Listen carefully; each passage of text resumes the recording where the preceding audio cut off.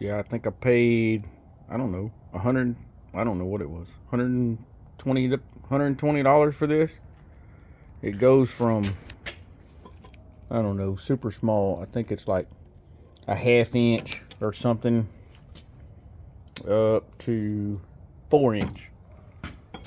That's a big old 4 inch. That's a big hole. Already did the 1 1/4, which was that one. Now I'm gonna try the 2 1/2. Let's check it out. See if we can do it with one hand. Oh, I hear it clinking already. I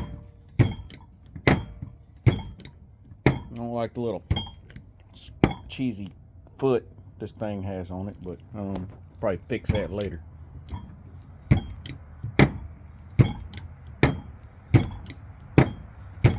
Not really no effort going on.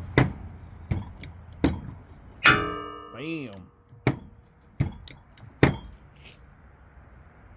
Yeah, it punched through. Ooh, there it goes again. Ooh, I think that was it.